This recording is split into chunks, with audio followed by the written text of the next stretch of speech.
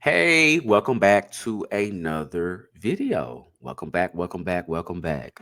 Now, we're here to get into a newly updated court document that just dropped. And as you can see by the title, this is Megan Pete versus Milagro Elizabeth Cooper.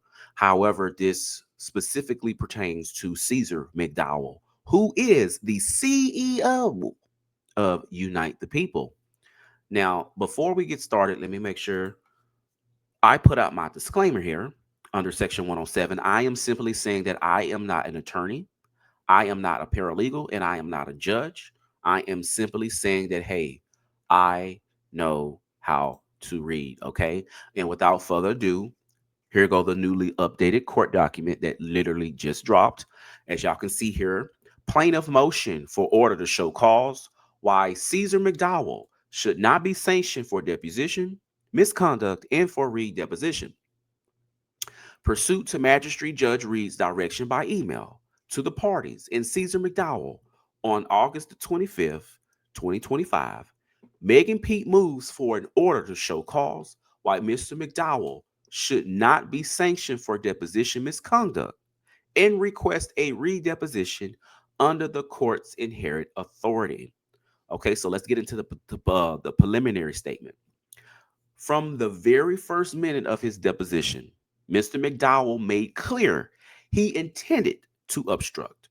As he warned, this ain't going to go good. You know that, right? Y'all, there's some tea right here. There's some tea. Y'all, there's some tea.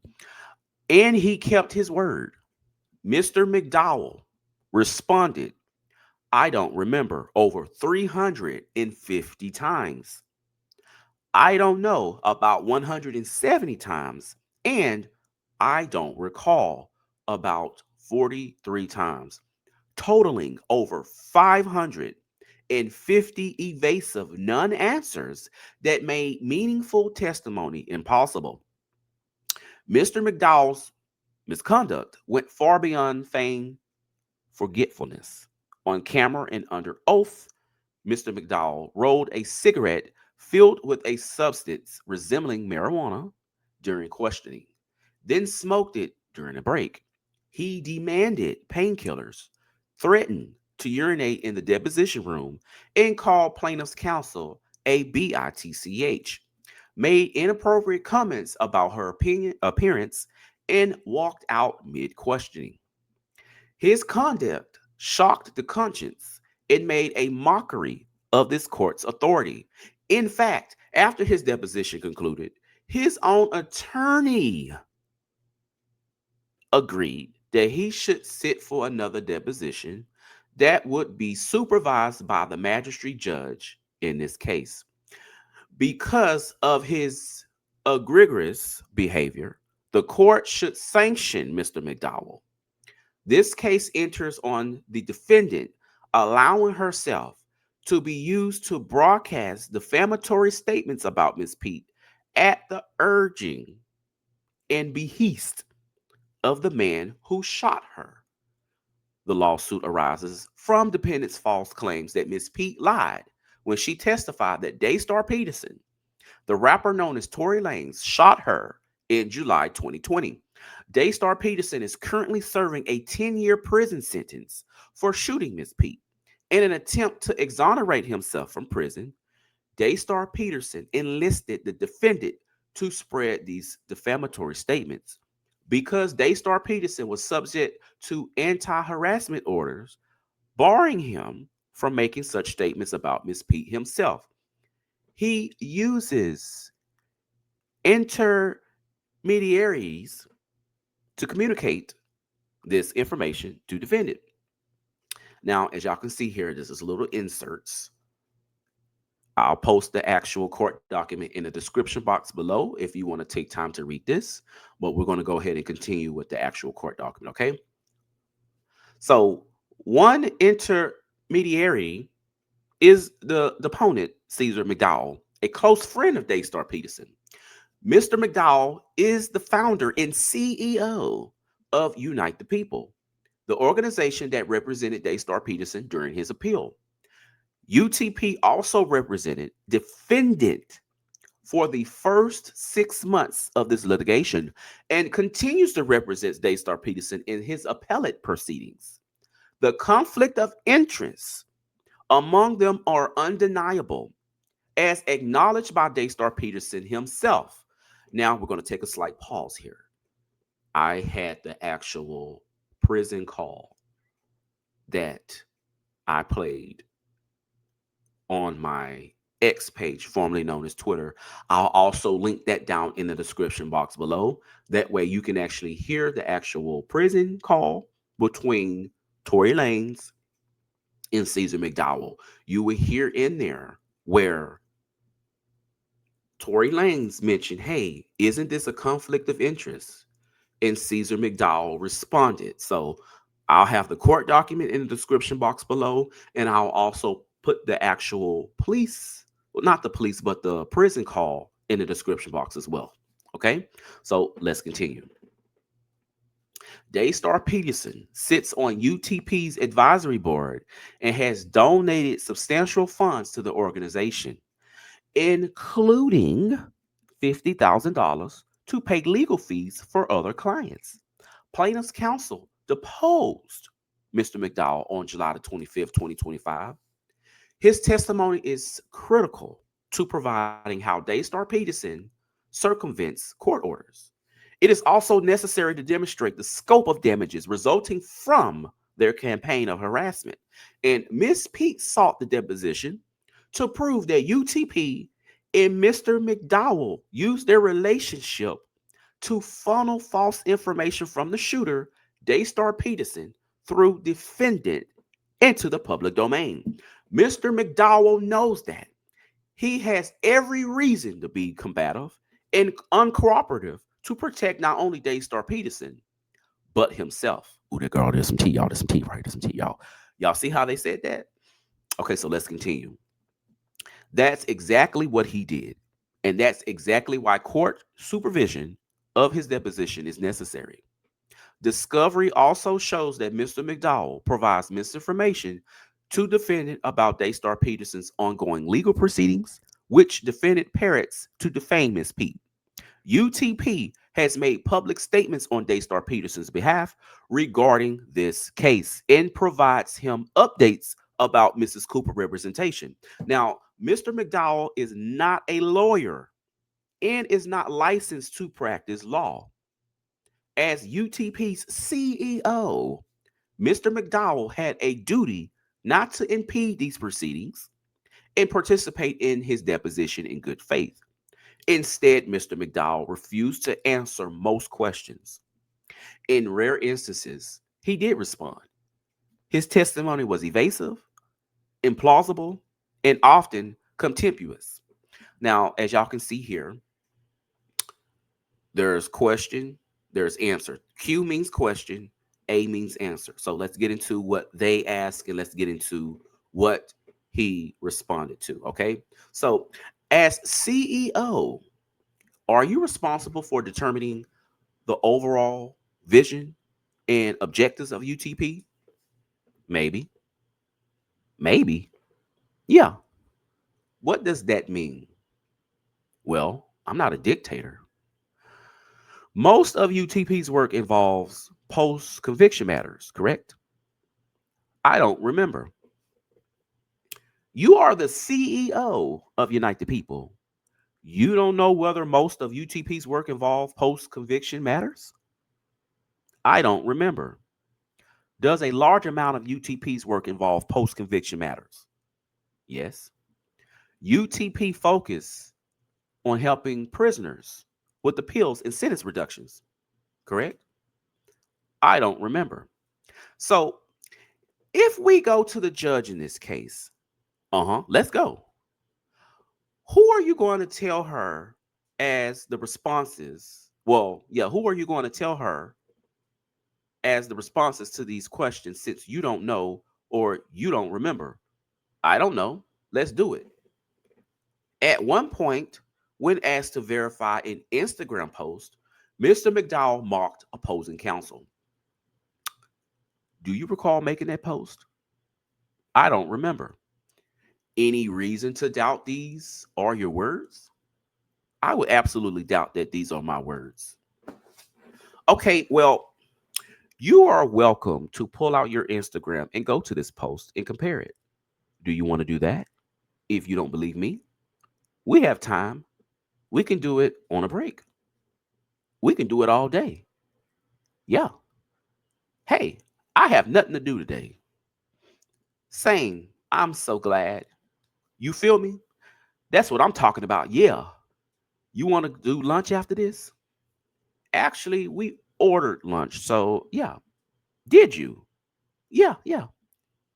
I would not eat nothing from you people. Now, let's continue.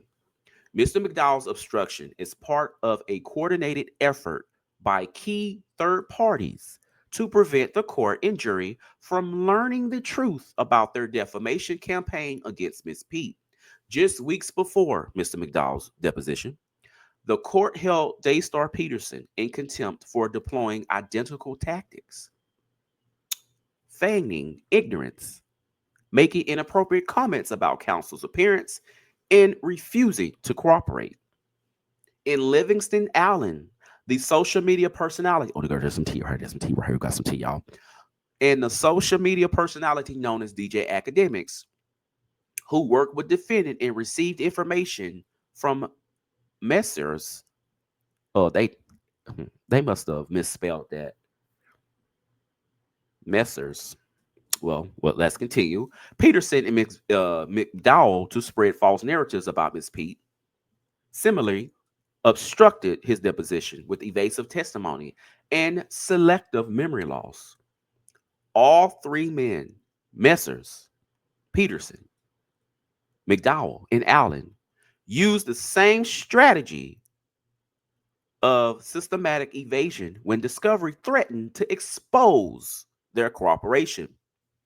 Their synchronized obstruction reveals a coordinated effort to shield their defamation campaign from scrutiny and prevent Ms. Pete from obtaining evidence of the damages it caused. And then here go two. Sanctions against Cesar McDowell for his discovery misconduct are warranted. So courts of justice are universally acknowledged to be vest by their very creation with power to impose silence, respect, and decorum in their presence in submission to their lawful mandates. And y'all can see they're quoting an actual particular case back in 1991. These powers are governed not by rule or statute, but by the control necessarily vested in courts to manage their own affairs so as to achieve the orderly and expeditious disposition of cases. It says this court's inherent power to police itself and assert its judicial authority extends to none parties. And then again, there go another court case that they're quoting from 1946. Accordingly, a federal court may bring before it by appropriate means all those who may be affected by the outcome of this investigation. And it's going to continue here. It says it also extends to a full range of litigation abuses and permits the court to excess attorney fees when a party has acted in bad faith, viciously or vexatiously, only, or for oppressive reasons. And is quoting another case. So let's go into Mr. McDowell's inappropriate conduct establishes bad faith. It says a non-party demonstrates bad faith by delaying or disrupting the litigation. And it's quoting another, as y'all can see there, another case. Bad faith also occurs when non-parties engage in an unrelenting campaign to obfuscate the truth. And it's quoting another court case. And bad faith occurs when deponents disrupt in basic or the basic administration of a deposition with outrageous behavior. And it's quoting another case, as y'all can see there, but let's continue. The court easily found that defendant's conduct at the deposition constituted intentional bad faith misconduct and issued sanctions under its inherent authority because the defendant was combative and confrontational during his deposition, was smirking, cursing, and yelling at plaintiff's counsel. flippantly refused to cooperate with basic instructions, watch television, cook pasta, and drink wine during his remote deposition, amongst other inappropriate behavior. The court reached its conclusion because it is essential that the parties, attorneys, and witnesses participating in depositions conduct themselves with civility and decency. So, as y'all can see there, they're quoting the behaviors of DJ Academics and also Cesar McDowell. Okay, so let's continue.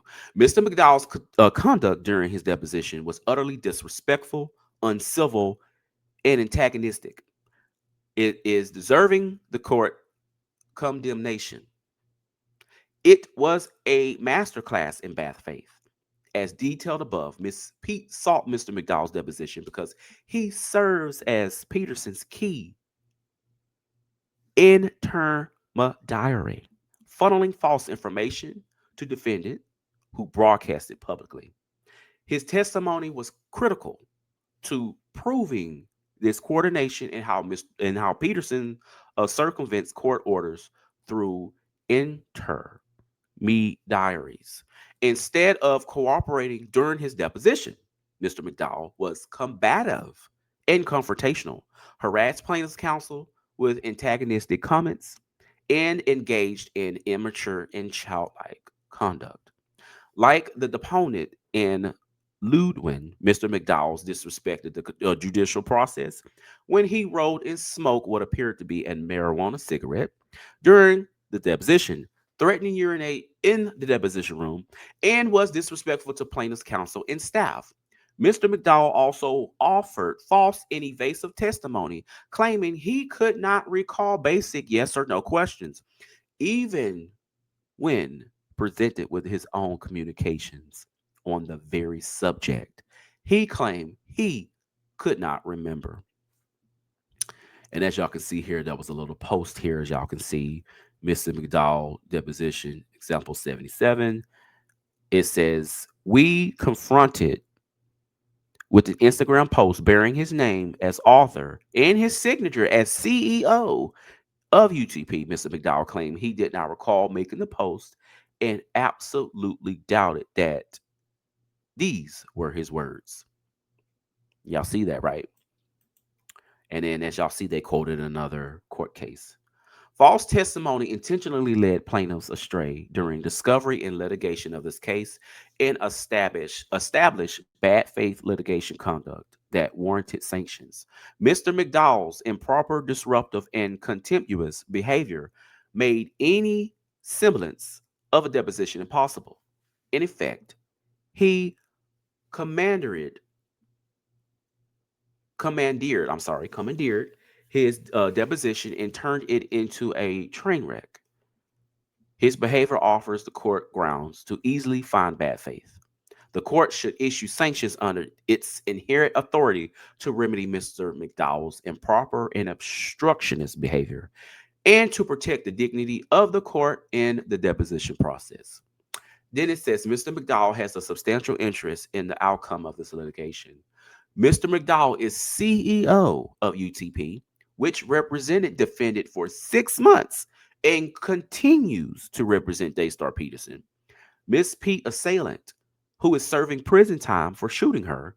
Mr. McDowell's financial stake in this litigation runs deep. Despite promising pro bono representation, defendant paid Mr. McDowell for services before he abruptly stopped returning her calls when the case became difficult. There's some tea right here. Some tea. Y'all listen to this. There's some tea. Cooper deposition, as y'all can see here, which we did read over as well. And they quoted her.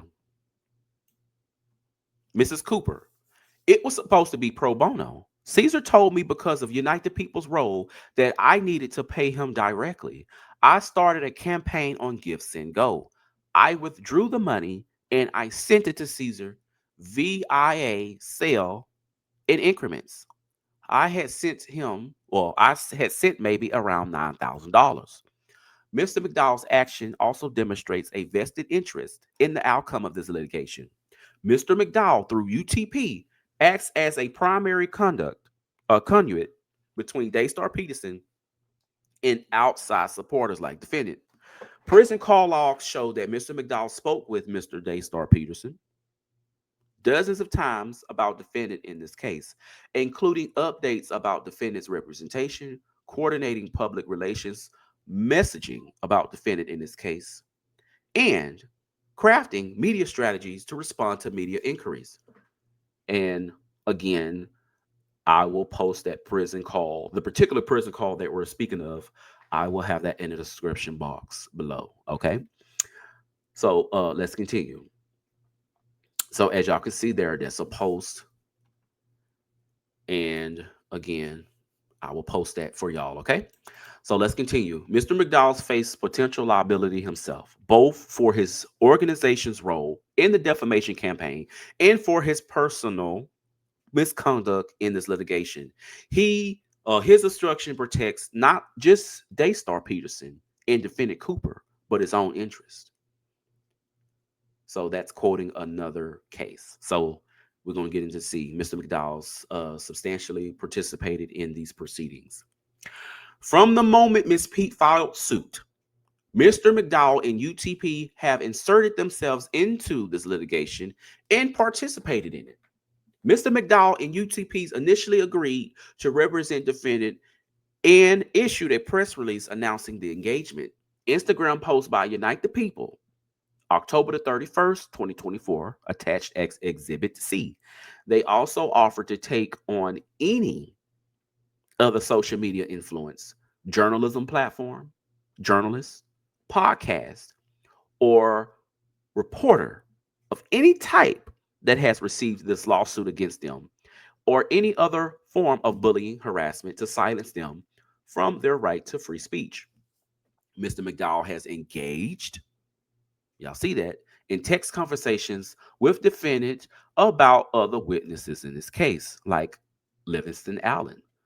And then y'all can see there is quoting Mr. McDowell's deposition example 96 further. Mr. McDowell authorized and distributed a statement from the UTP's Instagram account regarding the deposition of Daystar Peterson. Mr. McDowell, deposition example 100. In that statement, Mr. McDowell previewed in obstruction he would unleash during his own deposition when he wrote that if you know Tory Lanez like how I do, good luck trying to get him to testify to anything. It's just not what he does, and he definitely did not agree to testify. Now, Hemlack is instructive. There, the court issued sanctions against a non-party chief executive officer who played an active role in the conduct of this litigation when he obstructed discovery by ordering the deposition of company documents. And that's a quote from a different case. It says here, Ms. Pete alleges that Mr. McDowell and UTP play an active role in the obstruction of discovery in this litigation. Mr. McDowell encouraged Daystar Peterson not to comply with the court order deposition. Mr. McDowell acted in bad faith at his own deposition, and evidence in this case has shown that Mr. McDowell conspires with third-party witnesses to withhold and evade Mrs. Pete's discovery request. Mr. McDowell's actions are not passive. He is an active participant in this action in obstruction Ms. Pete access to the truth. Sanctions are appropriate. Conclusion, Mr. McDowell's conduct transformed a court order deposition into a spectacle of contempt. To protect the integrity of this court's process and obtain necessary discovery, Ms. Pete respectfully requests that the court order a second court supervised deposition of Mr. McDowell and require him to bear the costs and attorney fees incurred from this or from his misconduct. So, as y'all know, we have exhibits. So let's scroll down to exhibit. Now, I didn't post exhibit A. I will have that at the end of this video. Exhibit A was basically the transcripts to his deposition. So I will have that at the end of this video if you have not watched it yet. So that is exhibit A. Now, exhibit B As y'all can see here, this is an actual email. So it says, Mr. McDowell does not oppose during a court supervised deposition. And as I said, I would not object to it, but I must object to the attorney fees. Mr. McDowell did spend his entire day deposed, 8 to 9 hours. Plus, QE got to bill for it. It says, when do you want to meet and confer on this? I do not have any time today. And when is the hearing? And this is from Michael. So as you can see here, it says, hi, Michael. As you know, your client's conduct at his recent deposition was beyond reproach. We plan to bring this to the court's attention at a hearing on July the 7th, 2025, and seek attorney fees and a court-monitored continuation of his deposition. Please let us know if you object. If so, when you are available to meet and confer tomorrow. So as y'all can see here, this is pertaining to Tory Lanez. Okay, so now let's get into Exhibit C. Okay, so it says document file Instagram.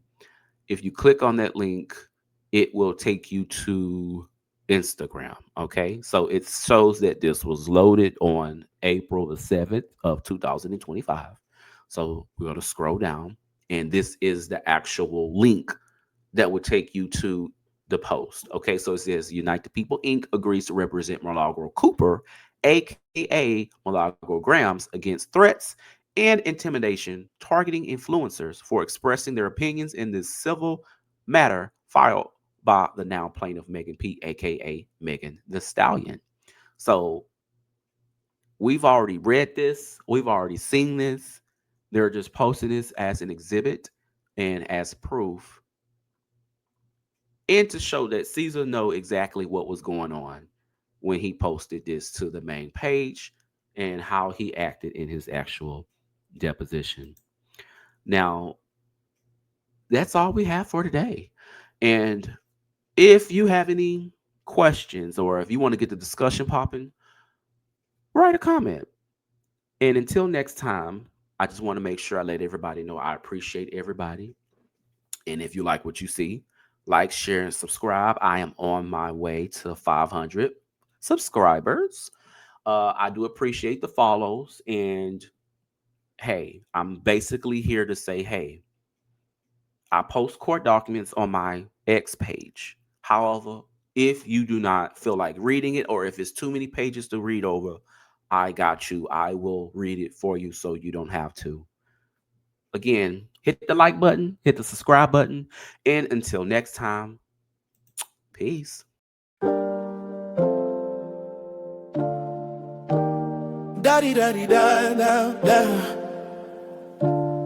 Oh, stepping mountains.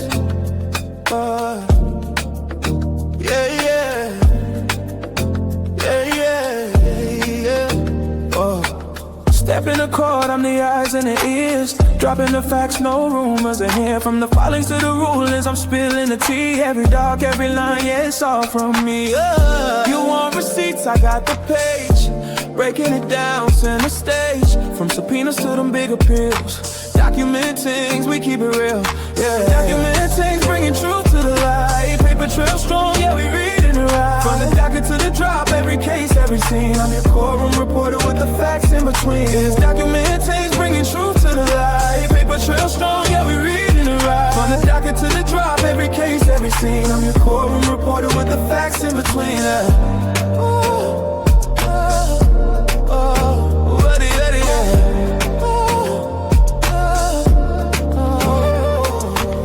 No cap, no spin, just the ink on the sheet. From civil to criminal, I'm bringing the heat. When the gavel come down, I'm writing a note, giving you the story from the filings that show contempt or appeal, I'ma let you in. Settlement talks or a jury win. Public records, private fights. Document Tingz, keeping days and nights. Document Tingz, bringing truth to the light. Paper trail strong, yeah, we reading it right. From the docket to the drop, every case, every scene. I'm your courtroom reporter with the facts in between. Document Tingz, bringing truth to the light. Paper trail strong, yeah, we reading it right. From the docket to the drop, every case, every scene. I'm your courtroom reporter with the facts in between. yeah.